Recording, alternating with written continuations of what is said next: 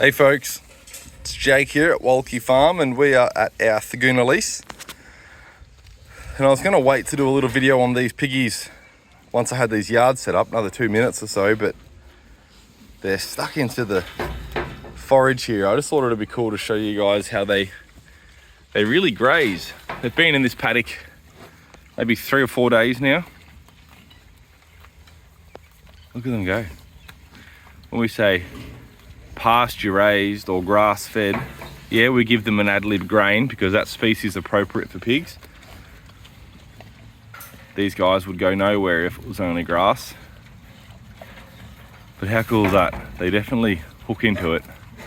And when you put them into a fresh paddock, they actually prefer it. They'll favour, if it's a good season, you've got a lot of thick, nice cover crop or thick pasture, they'll favour that pasture for 2 or 3 days and barely even sniff at the grain. It's been hot, as I keep telling you, so we've made sure the pigs have had beautiful big wallows. It's important for them because they really can suffer in the heat without the appropriate tools they need, which is a wallow and shade. We've got mobile shade in this paddock, a couple hoop houses that have seen better days. We made them out of bent pipes. We actually used bent pipes that we purchased from old greenhouses. I bought them, I think they were $5 a length. I had to go and disassemble it myself. And it lasted probably close to 2 years for the pigs, and it's just absolutely trashed. Yeah, it had bracing and all sorts of stuff, but geez, when pigs get these big, these are live weight 130 kilos. When they're that big, bent pipe, not gonna do it. So I'm getting ready to, and I've said it a bunch of times, but we're welding together new frames at home. Basically same design, same size, but we're just gonna be using rolled 50 by 50 SHS, 3mm thick. Look, they're really getting into it.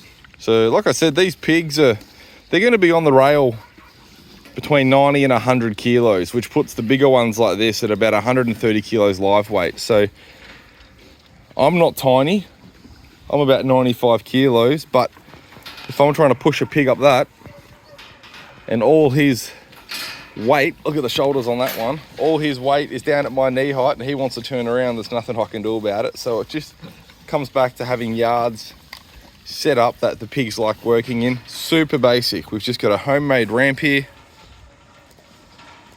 A little bit of a hazard with that tin there. I should put more flashing the whole way up. And then some sheep panels. I just use 4, create a little bit of a corral. I'm going to place this feeder here to sort of help them so they'll be mingling here and then they'll funnel in. And I'm probably going to take 8 today. 1, 2, 3, 4, 5, 6, 7, 8. I think that's about all my trailer can handle in terms of weight. And they'll all be slotted for Christmas hams. We're pre-selling Christmas hams on our website at the moment, and they're over half sold. Our smoke oven broke and took me a few weeks to get that fixed, so we're very behind on bacon, chorizo, cabana, Kransky, shaved ham, you know, all that stuff, all that great stuff that you really need to be selling to make your pig business viable. But that's all right, we've just been cryovacuuming it, pickling it and freezing it. So we'll catch back up. We've got a bit of a plan with my boys in the butcher shop to be, instead of just doing 1 cook a day, which is normal, we'd come in at 4 a.m. and put a cook on and that'll come off at 10 or 11, whatever, depending on whatever it is. Now I've organised with the boys to alternate popping in and restocking the oven, so we're going to be doing 3 cooks a day. We'll be having that machine running 24/7 because we need to get all of our hams out really first week of December, which is 2 weeks away. Second week of December at the latest. We need to leave the longest freight we do. Freight gets picked up on a Wednesday, and if it's going to Queensland, it arrives the following Wednesday. So we need to give everyone at least a week. You know, we want them to have their ham a week before Christmas, otherwise everyone's going to be stressing out. We don't go too crazy on the hams. Years gone by, I've done 150 out of our little smoker, which our hams are quite big. We can only put sort of 6 maximum, sometimes less, sometimes even 4 per cook, and they might take 10 hours to smoke and hit internal temp. And so you can imagine if we're doing 4 at a time, we want 150, it takes 10 hours to cook. Got a lot of time in front of you. The hams we've put aside this year are smaller. These will be the biggest of them, so they'll cook a bit quicker and we can put more in the oven. And we, like I said, we've limited it to 50. We love the idea of being a part of people's Christmas table celebration. But for us, whether we sell it as a ham or whether we shave it and retail it as ham, or whether we trim out the back legs and turn it into sausage or chorizo, the ROI is very similar across all of them, and the hams are seasonal, so it is a bit of a disruption to business as normal.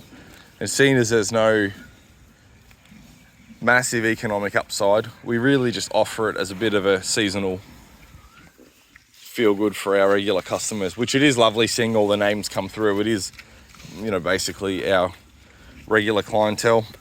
So I'm going to finish this ramp. I'll put this drum feeder here. I'll pour a bit of feed inside here because you can see there's not much grain. They're basically out of grain.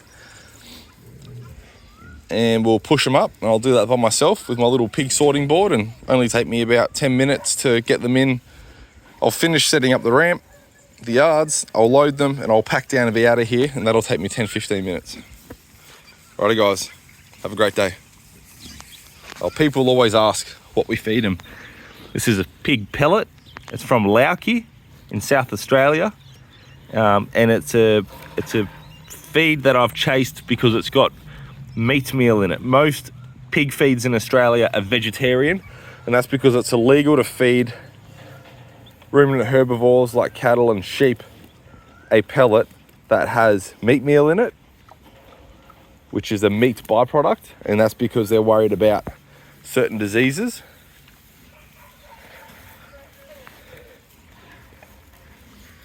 But and you know, most mills will do feeds for the feedlots, for the cattle feedlot, the sheep feedlot, and pigs. So it's just easy for them to have a vegetarian pig feed.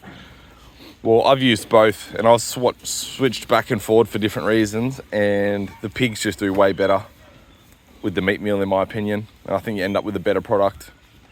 So Lauki specialise in that, and we love supporting them using that feed.